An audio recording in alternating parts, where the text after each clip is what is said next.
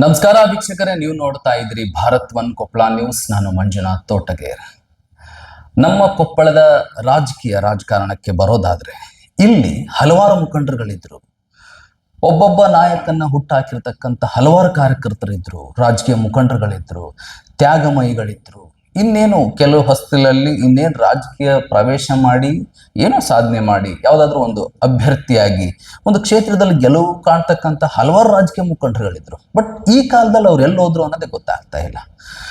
ಅಥವಾ ರಾಜಕಾರಣ ಅಂತಕ್ಕಂಥದ್ದು ಒಂದು ಸ್ವಾರ್ಥದ ಗೂಢ ಅನ್ನೋದು ಗೊತ್ತಾಗಲ್ಲ. ಸೊ ಹಂಗೆ ನೋಡಿದ್ರೆ ನಮ್ಮ ಕೊಪ್ಪಳ ರಾಜಕೀಯದಲ್ಲಿ ಒಂದು ಒಳ್ಳೆ ಹೆಸರನ್ನ ಮಾಡಿದ್ರು ಇವರು. ಇವರ ಬಗ್ಗೆ ಹೇಳ್ಬೇಕಂತಂದ್ರೆ ಸುಮಾರು 12ರಿಂದ 15 ವರ್ಷಗಳ ಕಾಲ ಈ ಕೊಪ್ಪಳ ರಾಜಕೀಯದಲ್ಲಿ ತಮ್ಮದೇ ಛಾಪ್ ಮೂಡಿಸಿರ್ತಕ್ಕಂಥವ್ರು. ಹಲವಾರು ಬಾರಿ ವಿಧಾನಸಭಾ ಕ್ಷೇತ್ರದ ಚುನಾವಣೆ ಅಂತ ಬಂದಾಗ ಇವ್ರ ಹೆಸರು ಮುನ್ನೆಲೆಗೆ ಬರ್ತಾ ಇತ್ತು. ಇವರು ಯಾರು ಅಲ್ಲ, ಸಂಗಪ್ಪ ಹೊಕ್ಕಳದ ಅಂತ ಹೇಳಿ ಈ ವ್ಯಕ್ತಿ, ಈ ಹಿರಿಯರು ಇವತ್ತು ನಮ್ಮ ಕೊಪ್ಪಳ ನ್ಯೂಸ್ ಜೊತೆ ಮಾತನಾಡಲಿದ್ದಾರೆ. ಈ ರಾಜಕಾರಣದ ಕುರಿತು ಹಲವಾರು ಬದಲಾವಣೆಗಳ ಕುರಿತು ಅವ್ರ ಜೊತೆ ಚರ್ಚೆ ಮಾಡೋಣ. ಸರ್, ಕಾರ್ಯಕ್ರಮಕ್ಕೆ ಸ್ವಾಗತ. ನಮಸ್ಕಾರ. ವಿಶೇಷವಾಗಿ ಕೆಲ ಹಿರಿಯರನ್ನ, ರಾಜಕೀಯದಲ್ಲಿ ಗುರುಸ್ಕೊಂಡಿರ್ತಕ್ಕಂಥವ್ರನ್ನ, ಹಲವಾರು ಮುಖಂಡರನ್ನ ನಾವು ಕೊಪ್ಪಳ ನ್ಯೂಸ್ ಅಲ್ಲಿ ಸಂದರ್ಶನ ಮಾಡ್ತಾ ಇದ್ದೀವಿ. ಇವತ್ತು ನಮ್ಮ ಕೊಪ್ಪಳ ನ್ಯೂಸ್ನ ಕ್ಯಾಮ್ರಾ ಕಣ್ಣಿಗೆ ನೀವು ಬಿದ್ರಿ, ಹಂಗಾಗಿ ನಿಮ್ಮನ್ನ ಹುಡ್ಕೊಂಡು ಬರ್ಬೇಕಾಯ್ತು. ತುಂಬಾ ಧನ್ಯವಾದ. Thank you sir. ಸುಮಾರು ವರ್ಷಗಳು, ಒಂದು 13-15 ವರ್ಷಗಳ ಕಾಲ ರಾಜಕೀಯದಲ್ಲಿ ಇದ್ರಿ. ಸರ್, ಏನಾಯ್ತು? ಯಾಕೆ ಸಡನ್ ಆಗಿ ರಾಜಕೀಯ ಬಿಟ್ರಿ ತಾವು? ನಾನು ರಾಜಕೀಯ ಬಿಡಬೇಕಾದ್ರೆ ಯಾವುದೇ ಒಂದು ಇದಿರಲಿಲ್ಲ ನನಗೆ. ಕೆಲವೊಂದು ನನ್ನ ಮಗನ್ನ ಕಳ್ಕೊಂಡೆ ನಾನು, ಅದೊಂದು ಇತ್ತು ನನಗೆ. ಆಮೇಲೆ ನಾನು 2006ರಲ್ಲಿ ಸಕ್ರಿಯವಾಗಿ ರಾಜಕೀಯದಲ್ಲಿ ಬಂದೆ. ನಾನು 2006ರಿಂದ ಸುಮಾರು 2018ರವರೆಗೆ ನಾನು ರಾಜಕೀಯದಲ್ಲಿದ್ದೆ. ಆಮೇಲೆ ಪಕ್ಷ ಸಂಘಟನೆ ಸಾಕಷ್ಟು ಮಾಡಿದೆ. ನಾನು ಕೊಪ್ಪಳ BJP ಜಿಲ್ಲಾಧ್ಯಕ್ಷನಾದ 2006ರಲ್ಲಿ, ಅಕ್ಟೋಬರ್ ತಿಂಗಳಲ್ಲಿ ಜಿಲ್ಲಾಧ್ಯಕ್ಷನಾಗಿ ಪ್ರತಿ ಹಳ್ಳಿಗೆ ಹೋಗಿ ನಾನು ಪಕ್ಷ ಸಂಘಟನೆ ಮಾಡುವಂತ ಒಂದು ಜವಾಬ್ದಾರಿ ಹೊತ್ತು ಪಕ್ಷ ಸಂಘಟನೆ ಮಾಡಿದ್ವಿ. ಪಕ್ಷ ಬೆಳೀತು. ಆಮೇಲೆ ಪಕ್ಷ ತದನಂತರ 2008ರಲ್ಲಿ ಪಕ್ಷ ಅಧಿಕಾರಕ್ಕೆ ಬಂತು. ಕಾರಣಗಳು ರಾಜಕೀಯದಲ್ಲಿ ಹಲವಾರು ಇರ್ತವೆ. ನಾನು ಹಿಂದೆ ಸರಿಬೇಕಾದ್ರೆ ವಯಸ್ಸು ನನಗೀಗ ಆಲ್ರೆಡಿ ನಾನು 80 ವರ್ಷ. ನನಗೆ 80 ವರ್ಷ ಪೂರ್ತಿಯಾಗಿ ಹಿಂದೆ ಸರಿದಿಲ್ಲ. ನಾನು ಮೊನ್ನೆ ಕೂಡ MP ಎಲೆಕ್ಷನ್ ಅಲ್ಲಿ ಕೂಡ ನಾನು ಸಕ್ರಿಯವಾಗಿದ್ದೆ, ಪೂರ್ತಿ ಪಾಲ್ಗೊಂಡಿದ್ದೆ ನಾನು. ಅವಾಗ ಪಕ್ಷದ ಕೆಲವೊಂದು ಮುಖ್ಯವಾದ ಕಾರ್ಯಕ್ರಮಗಳಿಂದ ಕರೀತಾರೆ, ಅವಾಗಲೂ ನಾನು ಭಾಗವಹಿಸ್ತೇನೆ. ನಾನು ಭಾರತೀಯ ಜನತಾ ಪಕ್ಷದಲ್ಲಿ ಯಾವಾಗ್ಲೂ ಗುರುಸ್ಕೊಂಡಿದ್ರಿ? ಯಾವ ಪಕ್ಷಕ್ಕೂ ಬದಲಾವಣೆ ಆಗಿ ಇಲ್ಲ. ಮಧ್ಯದಲ್ಲೇ ನಾನು 2008ರಲ್ಲಿ, ನನಗೆ 2006ರಲ್ಲಿ ನಾನು BJP ಜಿಲ್ಲಾಧ್ಯಕ್ಷ ಇದೆ. 2008ರಲ್ಲೇ ನಾನು ಕೊಪ್ಪಳ ವಿಧಾನಸಭಾ ಕ್ಷೇತ್ರದ ನಾನು ಆಕಾಂಕ್ಷಿಯಾಗಿ ನಾನು ಪಕ್ಷಕ್ಕೆ ಒಂದು ಮನವಿಯನ್ನು ಮಾಡಿಕೊಂಡೆ, ನನಗೆ ಈ ಸಲ ಅವಕಾಶ ಮಾಡಿಕೊಡಿ ಅಂತ. ಪಕ್ಷದಲ್ಲಿ ಹಲವಾರು ಲೆಕ್ಕಾಚಾರಗಳಿರ್ತವೆ, ಕ್ಯಾಲ್ಕುಲೇಷನ್ಸ್. ಅದರ ಪ್ರಕಾರ ನನಗೆ ಪಕ್ಷದಲ್ಲಿ ಅವಕಾಶ ಸಿಗಲಿಲ್ಲ. ಅದೇನೋ ನಾನು ಸ್ವಲ್ಪ ಪಕ್ಷಕ್ಕೆ ನಾನು ಇಷ್ಟೆಲ್ಲ ದುಡ್ದಿದ್ದೆ, ಆಗಲಿಲ್ಲ, ನನಗೆ ಕನ್ಸಿಡರ್ ಮಾಡಲಿಲ್ಲ ಅಂತ ಬಂದಾಗ ನಾನು ಹೋಗ್ಬಿಟ್ಟು BSP ಇಂದ ನಾನು ಪಕ್ಷಕ್ಕೆ ನಿಂತೆ. ನಾನು ಚುನಾವಣೆಗೆ ನಿಂತಾದ್ಮೇಲೆ ಮತ್ತೆ ಯಡಿಯೂರಪ್ಪ ಸಾಹೇಬರು ಮುಖ್ಯಮಂತ್ರಿ ಆಗಿದ್ರು. ಅವಾಗೆ ಪುನಃ ನಾನು ಮತ್ತೆ ಸಂಗಣ್ಣವರು ಬಂದ್ಬಿಟ್ಟು ಇಲ್ಲ, ನೀವು ಪಕ್ಷಕ್ಕೆ ವಾಪಸ್ ಬರಬೇಕು ಅಂತ ಹೇಳಿದ್ರು. ಅದಕ್ಕೆ ನಾನು ಹೇಳಿದ, ರಾಜ್ಯದ ಮುಖ್ಯಮಂತ್ರಿ ಅವರು ಕರೀತಾರೆ ಅಂದ್ರೆ ನಾನು ಇದನ್ನ ಮಾಡೋದು ಬೇಡ, ನನ್ನ ಪಕ್ಷ ವಾಪಸ್ ನಾನು ಸೇರ್ತಾ ಇದ್ದೀನಿ ಅಂತ. ಅವಾಗಿಂದ ನಾನು ಪಕ್ಷದಲ್ಲಿ ಇದೀನಿ. ನಾನು ಸುಮಾರು 2000. ಅಂದ್ರೆ ನಿಮಗೆ ಒಂದು ಒಳ್ಳೆ ಬೇಡಿಕೆ ಇತ್ತು, ಆಗ್ಲೂ ಬೇಡಿಕೆ ಇತ್ತು. ಕ್ರಮೇಣ ಬರ್ತಾ ಅಂದ್ರೆ ಭಾರತೀಯ ಜನತಾ ಪಕ್ಷ ಅಂತಕ್ಕಂಥ ಪಕ್ಷದಲ್ಲಿ ಈ ಅತ್ಯಂತ ಹೆಚ್ಚು ದುಡ್ದಂಥವ್ರಿಗೆ ಕಡೆಗಣಿಸೋದು ನಿಜಾನ ಹೆಂಗೆ? ಅಥವಾ ಆರೋಪಗಳಿದಾವೆ ಸಾಕಷ್ಟು, ಪಕ್ಷದಲ್ಲಿ ಭಿನ್ನಾಭಿಪ್ರಾಯಗಳಿದಾವೆ? ನಾನು ಆ ಥರ ನೇರ ಹೇಳಕ್ಕೂ ನನಗೆ ಅಷ್ಟು ಇದಿಲ್ಲ, ಅನ್ಸೋದಿಲ್ಲ. ಯಾಕಂದ್ರೆ ಭಾರತೀಯ ಜನತಾ ಪಕ್ಷ ಪಕ್ಷಕ್ಕೆ ದುಡ್ದವ್ರನ್ನ ಕೆಳಮಟ್ಟದ ಕಾರ್ಯಕರ್ತರು ಯಾವಾಗಲೂ ಗುರುತಿಸ್ಕೊಂತ ಬಂದಿದೆ. ಕೆಲವೊಂದು ಸಂದರ್ಭದಲ್ಲಿ ನಮ್ಮ ಲೆಕ್ಕಾಚಾರ, ನಮ್ಮ ಒಂದು ಏನು ಇರ್ತದೆ ಎಕ್ಸ್ಪೆಕ್ಟ್ ಮಾಡಿರ್ತೀವಿ, ಆ ಪಕ್ಷದಲ್ಲಿ ಕೂಡ ಕೆಲವೊಂದು ಇರುತ್ತೆ, ಲೆಕ್ಕಾಚಾರ ಇರುತ್ತೆ. ಎಲ್ಲಾ ರೀತಿಯಿಂದ ಪಕ್ಷ ತೂಗಿ ನೋಡಿ ಒಂದು ಆದ್ಯತೆಯನ್ನು ಕೊಡ್ಬೇಕಾಗತ್ತೆ ಎಲ್ಲರಿಗೆ. ಅವಾಗ ನಮ್ಮ ಇದರಲ್ಲಿ ವೈಯಕ್ತಿಕವಾಗಿ ನಮ್ಗೆ ಏನೋ ಇದಾಯ್ತು, ಪಕ್ಷ ನಮ್ಮನ್ನು ಕಡೆಗಣಿಸ್ತು ಅನ್ನೋದೇನೋ ನಮ್ಗೆ ಭಾವನೆ ಬರ್ಬೋದು. ಪಕ್ಷ ಓವರಾಲ್ ದೃಷ್ಟಿಯಿಂದ, ಬಹಳ ದೊಡ್ಡ ದೃಷ್ಟಿಯಿಂದ ಪಕ್ಷ ತೂಗಿ ಅಳತೆ ಮಾಡಿ ಒಂದು ಅವಕಾಶವನ್ನು ಕೊಡುತ್ತೆ. ಸಾಕಷ್ಟು ಜನ ಸಾಮಾನ್ಯ ಕಾರ್ಯಕರ್ತರಿಗೆ ಅವಕಾಶ ಸಿಕ್ಕಿದೆ ಭಾರತೀಯ ಜನತಾ ದಳ. ನಾನು ಪಕ್ಷನ ನಾನು ದೂಷಿಸಲಿಲ್ಲ ಅದಕ್ಕೆ. ಪಕ್ಷದಲ್ಲಿ ಮಾಡ್ಬೇಕಾಗಿತ್ತು, ಬಟ್ ಅವ್ರದೇ ಆದ ಒಂದು ಲೆಕ್ಕಾಚಾರ ಇರ್ತದೆ ಕೆಲವೊಂದು ಪಕ್ಷದಲ್ಲಿ. ಎಲ್ಲಾ ದೃಷ್ಟಿಯಿಂದ ನೋಡ್ಬೇಕಾಗತ್ತೆ ಪಕ್ಷ. ನೋಡ್ಬಿಟ್ಟು ಯಾರ್ಯಾರಿಗೆ ಯಾವ ಟೈಮಲ್ಲಿ ಸಂದರ್ಭದಲ್ಲಿ ಅವಕಾಶ ಕೊಡಬೇಕು. ಅಂದ್ರೆ ಒಬ್ಬ ಅಭ್ಯರ್ಥಿಯಾಗಿ ಒಂದು ವಿಧಾನಸಭಾ ಕ್ಷೇತ್ರದಲ್ಲಿ ಗೆದ್ದು ಶಾಸಕರಾಗ್ಬೇಕನ್ನೋ ಕನಸಿತ್ತು ನಿಮ್ಮದು? ಇತ್ತು. ನಾನು ಕೆಲವು ದುಡುಕಿದೆ ನಾನು ಕೂಡ. ಅದು ಪಕ್ಷಕ್ಕೆ ನಾನು ಇದನ್ನು ಹೊರಿಸ್ಲಿಕ್ಕೆ ನನಗೆ ಇಷ್ಟ ಇಲ್ಲ. ನಾನು ಪಕ್ಷದಲ್ಲಿ ಉಳಿಬೇಕಾಗಿತ್ತು. ನಾವು ಉಳಿಲಿಲ್ಲ. ನಾನು ಪಕ್ಷ ಬಿಟ್ಟು ಹೋಗಿ ನಾನು ರಿಬೆಲ್ ಕ್ಯಾಂಡಿಡೇಟ್ ಆಗಿ ನಿಂತು ಪುನಃ ಪಕ್ಷಕ್ಕೆ ಬಂದೆ. ಅದು ಒಂದು ಸ್ವಾಭಾವಿಕವಾಗಿ ಒಂದ್ಸಾರಿ ಪಕ್ಷ ಬಿಟ್ಟು ಹೋದ್ಮೇಲೆ ಸ್ವಾಭಾವಿಕ ಅದೊಂದು ಸೆಟ್ಬೇಕಾಗುತ್ತೆ. ಬಟ್ ಪಕ್ಷಕ್ಕೆ ನಾನು ಬಹಳಷ್ಟು ನನ್ನ ಒಂದು ಮನಸ್ಸು ತೃಪ್ತಿ ಇದೆ. ನಾನು ಪಕ್ಷಕ್ಕೆ ಬಹಳಷ್ಟು ನನ್ನದೇ ಆದ ಒಂದು ಕೊಡುಗೆ ಇತ್ತು. ಪಕ್ಷಕ್ಕೆ ಸಂಘಟನೆ ಮಾಡಿದೆ. ನಾನು ಬಹಳಷ್ಟು ಜನಗಳನ್ನ ಪಕ್ಷದ ಒಂದು ಇದಕ್ಕೆ ತೆಕ್ಕೆಗೆ ತೆಗೆದುಕೊಂಡು ಬಂದೆ ನನ್ನ ಇದರಲ್ಲಿ. ಈಗ ನಮ್ಮ ಕೊಪ್ಪಳ ವಿಧಾನಸಭಾ ಕ್ಷೇತ್ರ, ಒಟ್ಟಾರೆ ಕೊಪ್ಪಳ ಜಿಲ್ಲೆಗೆ ಬರೋದಾದ್ರೆ ಒಕ್ಕಳದವರೇ, ವ್ಯಕ್ತಿಯಿಂದ ಪಕ್ಷ ನಿಂತ್ಕೊಂಡಿದ್ದಾನ ಅಥವಾ ಪಕ್ಷದ ಒಂದು ನಿಲುವಿನಲ್ಲಿ ವ್ಯಕ್ತಿಗಳು ನಿಂತ್ಕೊಂಡಿದ್ದಾರಾ ಇಲ್ಲಿ ರಾಜಕೀಯದ? ಪಕ್ಷದಿಂದನೇ ವ್ಯಕ್ತಿಯಿಂದ ಪಕ್ಷ, ವ್ಯಕ್ತಿಗಳದ್ದು ಕಾಂಟ್ರಿಬ್ಯೂಷನ್ ಇರೋದು. ಆದ್ರೆ ಪಕ್ಷದ ಒಂದು ದೊಡ್ಡ ಇದು ಇದೆಯಲ್ಲ, ಇದು ಯಾವಾಗಲೂ ಪಕ್ಷದಿಂದನೇ ವ್ಯಕ್ತಿಗಳು. ಸೊ ಹಂಗ್ ನೋಡಿದ್ರೆ ಮೊನ್ನೆ ಟಿಕೆಟ್ ಸಿಗ್ಲಿಲ್ಲ ಕೊನೆಯ ಬಾರಿ ಅನ್ನೋ ಕಾರಣಕ್ಕೆ ಮಾಜಿ ಸಂಸದರ ಸಂಗಣ್ಣ ಕರಡಿ ಕಾಂಗ್ರೆಸ್ಸಿಗೆ ಜಾಯಿನ್ ಆಗ್ಬಿಟ್ರು. ಸೊ ಕ್ರಮೇಣ ಭಾರತೀಯ ಜನತಾ ಪಕ್ಷ ಒಂದ್ ಕಡೆ ಎಲ್ಲೋ ಸ್ವಲ್ಪ ಡೌನ್ ಆಗ್ತಾ ಬಂತು ವರ್ಚಸ್ಸು ಅನ್ನೋದಿದೆ. ಈಗಲೂ ಹಲವಾರು ಕಾರ್ಯಕರ್ತರಲ್ಲಿ ಅಸಮಾಧಾನ ಇದೆ.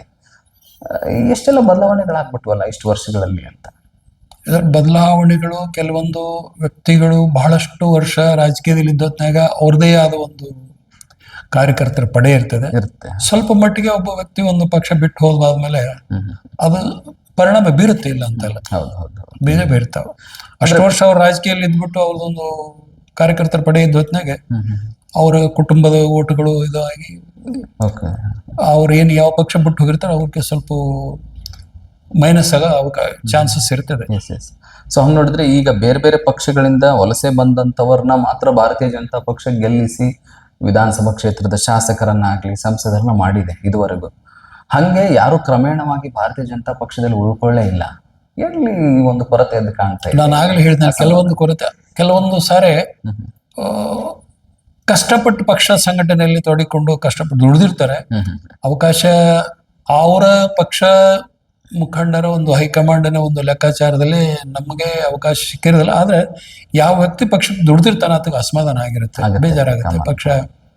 ಹೀಗಾಗಿ ಅವರು ಕೆಲವೊಂದು ಜನ ಸಕ್ರಿಯವಾಗಿ ಪಕ್ಷದಲ್ಲಿ ಪಾಲ್ಗೊಳ್ಳಲ್ಲ, ಏನು ಮಾಡ್ತಾರೆ, ಆದ್ರೆ ಪಕ್ಷಕ್ಕೆ ಒಂದು ದ್ರೋಹ ಮಾಡಲ್ಲ. ಹೌದೌದು. ಇನ್ನು ನಿಮ್ಮ ತೀರಾ ವೈಯಕ್ತಿಕ ವಿಚಾರಕ್ಕೆ ಬರೋದಾದ್ರೆ, ಒಳ್ಳೆ ಹೆಸರು ಮಾಡಿದ್ರಿ ಕೊಪ್ಪಳದಲ್ಲಿ. ಸಂಗಪ್ಪ ಒಕ್ಕಳದ ಅಂದ್ರೆ ಒಂದು ಬ್ರ್ಯಾಂಡ್ ಕ್ರಿಯೇಟ್ ಆಗಿತ್ತು. ಕ್ರಮೇಣ ಬರ್ತಾ ನೀವು ಬಹಳ ನ್ಯೂಟ್ರಲ್ ಆಗ್ತಾ ಹೋದ್ರಿ. ಈಗ ಕ್ರಮೇಣ ಕೊಪ್ಪಳ ಬಿಟ್ಟು ಬೇರೆ ಬೇರೆ ಬೆಂಗಳೂರು ಈ ಕಡೆ ಎಲ್ಲ ವಾಸ ಮಾಡ್ತಾ ಇದ್ರಿ. ಸೊ ಒಂದ್ ಕಡೆ ಎಲ್ಲೋ ಸ್ಟ್ರೆಸ್ ಅಲ್ಲಿ ಇದ್ದೀರಾ ಅಥವಾ ಎಲ್ಲೋ ಯಾರ ಜೊತೆನೋ ಬೆರೆಯಕ್ ಆಗ್ತಿಲ್ವಾ? ಯಾವುದೋ ಒಂದು ಶಕ್ತಿ ಕುಗ್ಗಿಸ್ತಾ ಇದೆ ಅನ್ನೋದು ಬಹಳ ಜನರಲ್ಲಿ ಇರ್ತಕ್ಕಂಥದ್ದು ಕಾಣ್ತಾ ಇಲ್ಲ ಇಲ್ಲಿ ಹೊರಗಡೆ ತಾವು? ಇಲ್ಲ, ನನ್ನದೇ ಆದ ಕೆಲವೊಂದು ವೈಯಕ್ತಿಕ ಇದರಿಂದ ನಾನು ಇಲ್ಲಿಂದ ಬೆಂಗಳೂರಿಗೆ ಶಿಫ್ಟ್ ಆದೆ. ನಾನು ಇಲ್ಲಿ ಕೊಪ್ಪಳ ನಾನು ಯಾವ ತಿಂಗಳಲ್ಲಿ ಒಂದು 5-6 ದಿವಸ ಬರ್ತೀನಿ ನಾನು. ಬಟ್ ಪಕ್ಷದ ಕೆಲವೊಂದು ಮುಖ್ಯವಾದ ಕಾರ್ಯಕ್ರಮಗಳು ಕರೀತೇನೆ, ನನ್ನ ಅನುಕೂಲ ಆದಾಗ ನಾನು ಬಂದು ಅಟೆಂಡ್ ಮಾಡ್ತೀನಿ ನಾನು. ತಮ್ಮ ಮಕ್ಕಳು ಎಷ್ಟು ಜನ ಇದ್ರು ಒಕ್ಕಳ ಸರ್ ಅವರೇ? ಏನ್ ಹೇಳಿ? ತಮ್ಮ ಮಕ್ಕಳು ಎಷ್ಟು ಜನ ಇದ್ರು? ನನಗೆ 2 ಮಕ್ಕಳಿದ್ರು. ಒಬ್ಬರ ನನ್ನ ಮಗ ಮತ್ತು ನನ್ನ ಮಗಳು. ಮಗ ಹಿರಿಯತ. ನಾನು ಮಗ 24 ವರ್ಷ ಇದ್ದಾಗೆ 1999ರಲ್ಲಿ ಒಂದು ರಸ್ತೆ ಅಪಘಾತದಲ್ಲಿ ಸ್ಪಾಟಲ್ಲಿ ತೀರಿ ಹೋದ್ರು ಅವರು. ಈಗ ನನ್ನ ಮಗಳು ಡಾಕ್ಟರ್ ಇದ್ದಾಳೆ ಬೆಂಗಳೂರಲ್ಲೇ, ಮತ್ತೆ ನಮ್ಮ ಮಳಿಯನು ಡಾಕ್ಟರ್ ಇದ್ದಾರೆ, ಬೆಂಗಳೂರಲ್ಲೇ ಪ್ರಾಕ್ಟೀಸ್ ಮಾಡ್ತಾ ಇದ್ದಾರೆ. ಹೆಂಗ ಅನ್ಸುತ್ತೆ ಸರ್, ಈಗ ವಯಸ್ಸು, ಅಧಿಕಾರ, ಹಣ ಇದ್ದಂತ ಆ ಸಿಚುವೇಶನ್ ಅಲ್ಲಿ ಒಂದು ಹೆಸರು ಮಾಡಿರ್ತೀರಿ, ಕ್ರಮೇಣ ಇವಾಗ 80 ವರ್ಷದ ಆಸುಪಾಸಲ್ಲಿ ಇದ್ರಿ, ಈಗ ಕಾಗಕ್ಕೆ ಹೋಲಿಕೆ ಮಾಡಿದ್ರಿ ಒಂದು ಒಂಟಿತನ ಅನ್ಸುತ್ತಾ ಅಥವಾ ಇನ್ನೇ ಏನೋ ಒಂದು ಲೀಡ್ ಬೇಕಾಗಿತ್ತು ಲೈಫಲ್ಲಿ ಅನ್ನೋದು ಏನಾದ್ರು ಅನಿಸಿಕೆಗಳು ಇರ್ತಾವ ಹಿರಿಯರಿಗೆ? ಅದು ಇರ್ತದೆ, ಯಾರಿಗಾದ್ರೂ ಇದ್ದೇ ಇರ್ತದೆ, ಇಲ್ಲ ಅಂತ ಅಲ್ಲ. ಈಗಲೂ ಕೂಡ ನಾನು ಅಂಕಿಯಲ್ಲಿ ವಯಸ್ಸಿನ ಒಂದು ಅಂಕಿ ಲೆಕ್ಕ ತಗೊಂಡ್ರೆ ನನಗೆ 80 ಆದ್ರೂ ಕೂಡ ನಾನು ಆರೋಗ್ಯ ದೃಷ್ಟಿಯಿಂದಾಗಲಿ ಚಟುವಟಿಕೆ ದೃಷ್ಟಿಯಿಂದಾಗಲಿ ನಾನು ಹಿಂದೆ ಇಲ್ಲ. ಈಗಲೂ ಕೂಡ ನಾನು ಪಕ್ಷ ಏನಾದರೂ ನನಗೆ ಯಾವುದಾದ್ರೂ ಒಂದು ಜವಾಬ್ದಾರಿ ಈಗಲೂ ವಹಿಸ್ಕೊಟ್ರು ನಾನು ಅದನ್ನ ಪ್ರಾಮಾಣಿಕವಾಗಿ ಶ್ರಮದಿಂದ ಕೆಲಸ ಮಾಡಕ್ಕೆ ಈಗಲೂ ತಯಾರಿದ್ದೀನಿ. ನಾನು 80 ವರ್ಷ ಆದ್ರೂ ಈಗೂ ಪ್ರಾಮಾಣಿಕವಾಗಿ ಶ್ರಮದಿಂದ ಯಾವುದೇ ದೃಷ್ಟಿಯಿಂದ ನಾನು ನನ್ನ ಇದರಲ್ಲೇ ಚಟುವಟಿಕೆಯಲ್ಲಿ ಆಸಕ್ತಿ ಇಲ್ಲ. ಒಂದು ಬಾರಿ ಮಾತ್ರ ಜಿಲ್ಲಾಧ್ಯಕ್ಷರಾಗಿದ್ರಿ? ಒಂದು ಬಾರಿ ಜಿಲ್ಲಾಧ್ಯಕ್ಷರಾಗಿದ್ದೆ. ಈಗ ಈಗ ಯಾವ ಸ್ಥಾನದಲ್ಲಿ ಇದ್ರಿ ಭಾರತೀಯ ಜನತಾ ಪಕ್ಷದಲ್ಲಿ? ಪಕ್ಷದಲ್ಲಿ ನಾನು ಯಾವುದೇ ಒಂದು ಸ್ಥಾನದಲ್ಲಿ ಇಲ್ಲ, ಈಗ ಒಬ್ಬ ಸಾಮಾನ್ಯ ಮಟ್ಟದ ಕಾರ್ಯಕರ್ತರಾಗಿ ಕೆಲಸ ಮಾಡ್ತಾ ಇದ್ರಿ. ಮಾಡ್ತಾ ಇದ್ದೀವಿ. ರಾಜಕೀಯ ಪಕ್ಷಕ್ಕೆ ಬರೋದಾದ್ರೆ ಒಂದ್ ರೀತಿ ಯಾವುದು ಸೀಮಿತ ಅಲ್ಲ ಅನ್ನೋದು ಸತ್ಯ ಅಲ್ವಾ? ಹೆಂಗೆ ಯೌವನ ಸೀಮಿತ ಅಲ್ವೋ ಹಂಗೆ ಅಧಿಕಾರ, ಪಕ್ಷ, ಆಸ್ತಿ ಅದು ಸ್ವಾಭಾವಿಕ, ಇದು ಸೀಮಿತ ಇರೋದಿಲ್ಲ, ಒಂದೇ ಇದಕ್ಕೆ ಸೀಮಿತ ಇರೋದಿಲ್ಲ, ಬದಲಾವಣೆಗಳು ಆಗ್ತಾ ಇರ್ತದೆ. ನೀವು ಕಂಡ ಕೊಪ್ಪಳ ಜನತೆ ಹೆಂಗೆ ತಮ್ಮ ದೃಷ್ಟಿಯಲ್ಲಿ ಹೇಳೋದಾದ್ರೆ?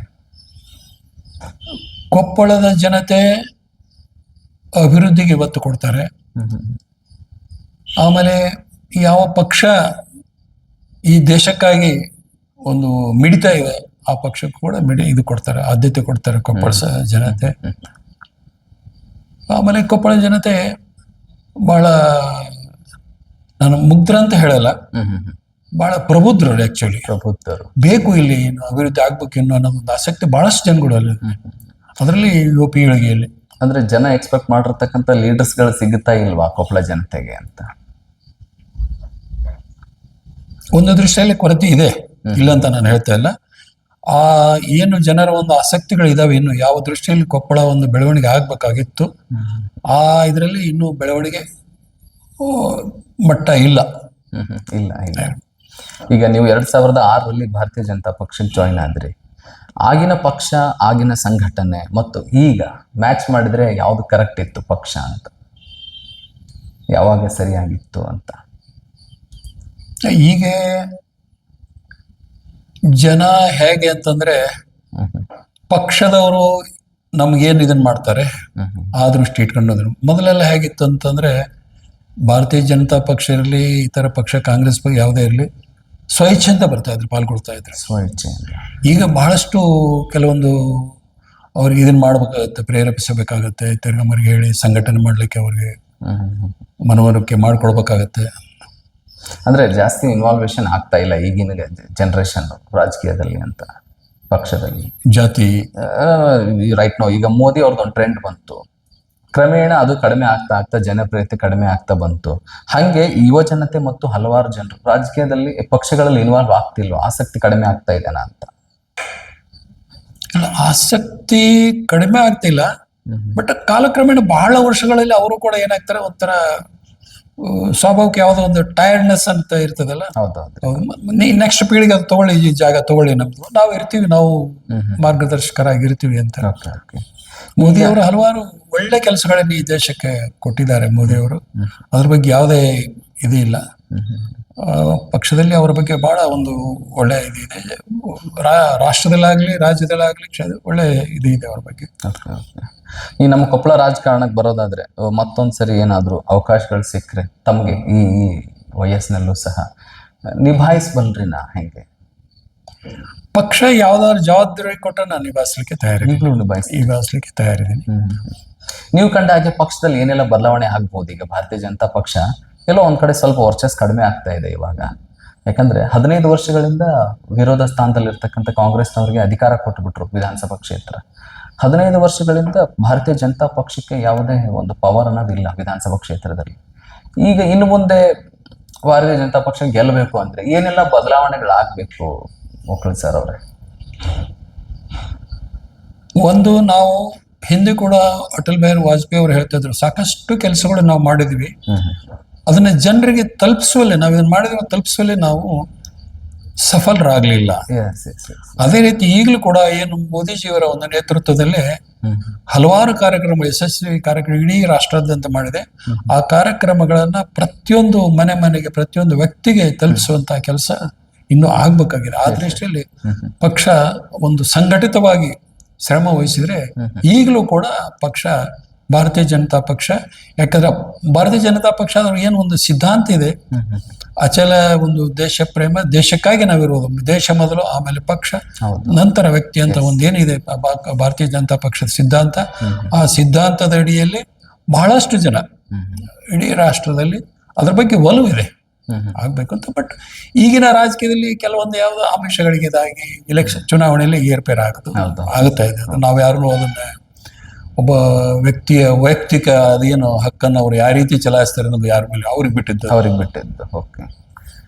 ಸೊ ಕೊಪ್ಪಳ ರಾಜಕಾರಣ ಅಂದ್ರೆ ಒಂದ್ ರೀತಿ ಬದಲಾವಣೆಗಳು ಆಗ್ತಿರ್ತವೆ, ಬೇರೆ ಬೇರೆ ರಾಜಕೀಯ ನಾಯಕರು. ಇಂದು ಕೂಡ ನಾವು ಭಾರತೀಯ ಜನತಾ ಪಕ್ಷ ಇಲ್ಲೇ ಇಲ್ಲಿವರೆಗೆ ಸಂಗಣ್ಣವರಿದ್ದಾಗ ಒಂದ್ಸರಿ MLA ಆದ್ರು ಅದರಲ್ಲೇ.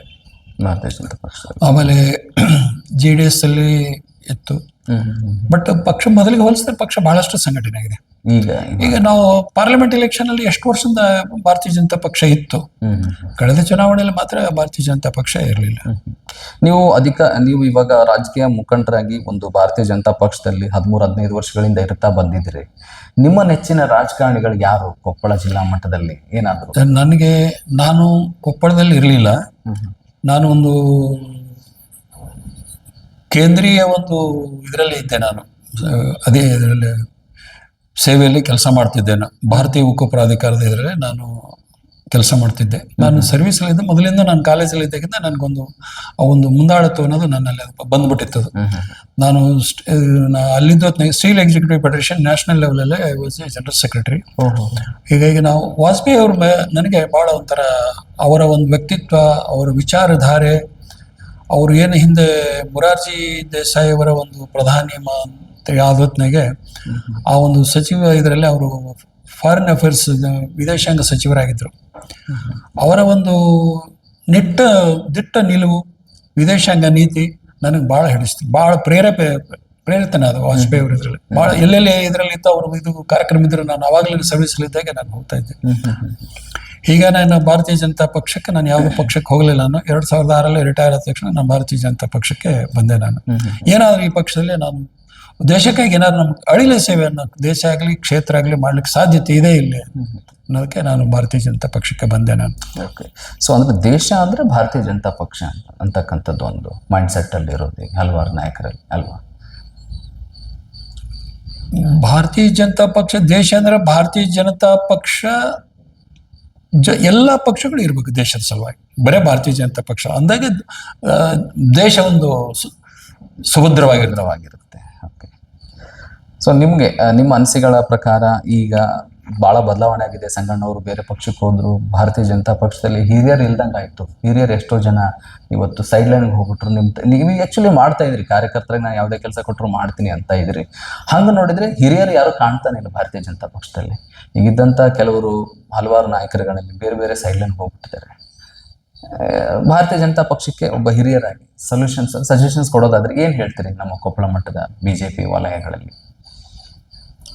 ಈಗಲೂ ಕೂಡ ಭಾರತೀಯ ಜನತಾ ಪಕ್ಷ ರಾಜ್ಯ ಮಟ್ಟದಲ್ಲಾಗಲಿ ಒಂದು ಚಿಂತನೆ ಏನ್ ಮಾಡ್ಬೇಕಂದ್ರೆ, ಹಿರಿಯರು ಯಾರಿದ್ರು ಪಕ್ಷದಲ್ಲಿ ಈಗಲೂ ಇದ್ದಾರೆ ಪಕ್ಷದ ಜೊತೆಲಿ, ಅವ್ರದ್ದೇ ಒಂದು ಸಣ್ಣ ಒಂದು ಸಮಿತಿ ಮಾಡಿ ಅವಾಗ ಯಾರು ಜಿಲ್ಲಾಧ್ಯಕ್ಷರು ಇರ್ತಾರೆ ಅಥವಾ ತಾಲೂಕು ಅಧ್ಯಕ್ಷರು ಇರ್ತಾರೆ ಅವ್ರನ್ನ ಬರಮಾಡ್ಕೊಂಡು ಈ ಪಕ್ಷ ಸಂಘಟನೆ ದೃಷ್ಟಿಯಲ್ಲಿ ಮತ್ತು ಕ್ಷೇತ್ರದ ಅಭಿವೃದ್ಧಿ ದೃಷ್ಟಿಯಲ್ಲಿ ತಮ್ಮ ಸಲಹೆಗಳೇನು ಅಂತ ಕೇಳ್ಕೊಂಡು ಅವು ಸಮಂಜಸವಾಗಿ ಕಂಡು ಬಂದ್ರೆ ಅವುಗಳನ್ನ ಅನುಷ್ಠಾನಕ್ಕೆ ತರೋದಾಗಲಿ, ಆ ಒಂದು ವಿಚಾರವನ್ನು ಮುಂದಿಟ್ಕೊಂಡು ಪಕ್ಷ ಸಂಘಟನೆ ಮಾಡಿದ್ರೆ ಪಕ್ಷ ಸಂಘಟನೆ ಆಗುತ್ತೆ.